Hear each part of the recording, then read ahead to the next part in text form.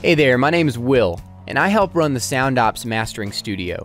And for the last several years, I've been trying to change the way bands and studios interact online to improve the artist experience, particularly during the mastering stage. If you're a recording artist, these videos are for you. Even though they are generally related to audio mastering, we cover a wide range of topics, so you'll get tips for everything from pre-recording and studio time to distribution and marketing. At SoundOps, we specialize in mastering. It's all we do.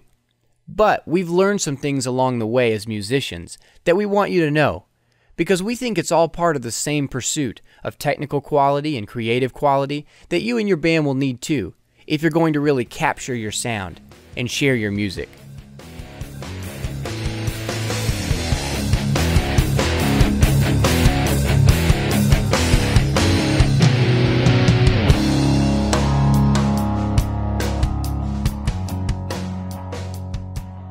So this is secret number 23.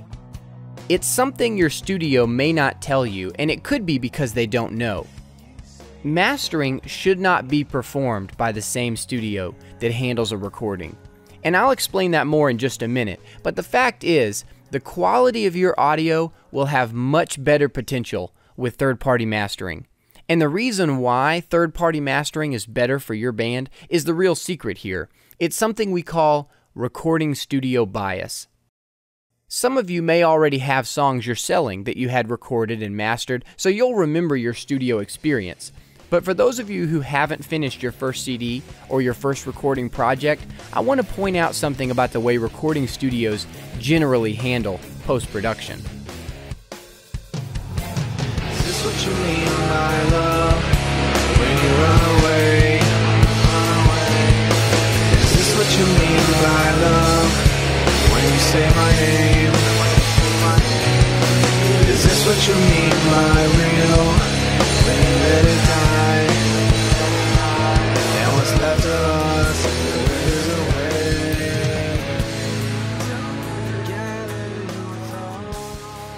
Typically, after all the tracks are recorded, an engineer will blend them together, using different techniques and effects until there's a final mix. The final mix is usually called a mix down, because all the tracks are mixed down into just two. One will play through the left speaker and one through the right in a standard stereo format. This process can take weeks, depending on your budget and how involved you are in the mixing process, and for guys who do their own recording and mixing, it can take much longer, and it probably should, to get the best mix possible. Once you have everything mixed down, it's time for mastering. But if your studio knows that you're out of money, they'll usually do some simple mastering themselves to make your final mix a little louder and more ready to be sent off to a company like disc makers to press all your copies for distribution. The problem is, even if they make mastering more of a priority and take more time to master, the recording studio bias keeps them from being able to do it the right way. And if your band does its own recording, you'll have the same problem. And it makes sense, you don't want your engineer, even on a small recording project, to be a jack of all trades. He needs to be an expert at placing microphones and mixing tracks. He needs to specialize in capturing your music in the best possible way. And audio mastering is a different process. It requires different equipment, different skills, a different mindset, and I think you'll see why it takes different ears as well. So what I'm saying is your mastering engineer should also be an expert.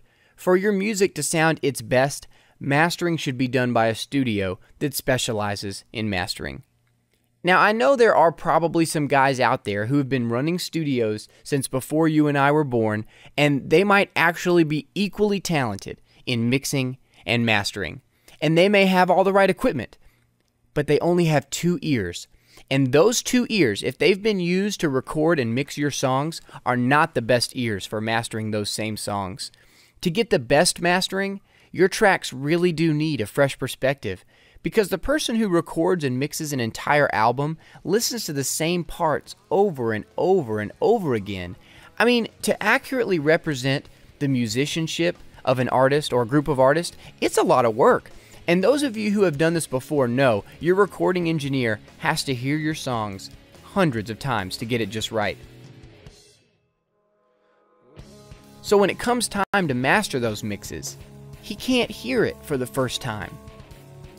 It's impossible.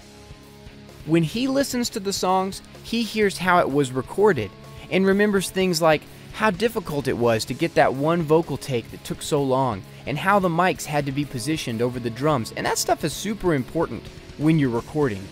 But when the recording is done, it's not time for an engineer to listen through rosy-colored headphones. Because you see, a mastering engineer hears music differently. He needs to, whereas a recording engineer is listening backwards and thinking about how the mix turned out like it did. A mastering engineer is listening forward because he needs to be more critical. It's not as easy for him to settle for a bad sound. His specialty is taking a mix and bringing out the best parts, and really listening for opportunities within each song to enhance what's already there and improve on the general effect, not justify it. This involves serious attention to EQ and compression and dynamics, because you want your music to sound the best it can no matter where someone plays it or what type of equipment they use to play it. A mastering engineer needs to be familiar with different things than the guys who do your recording. Your recording studio needs to help you capture your sound. And I know I always use that phrase, but it's just a good way to think about the difference between recording and mixing and mastering, because recording is capturing, and a mastering studio helps make the music you capture ready for release.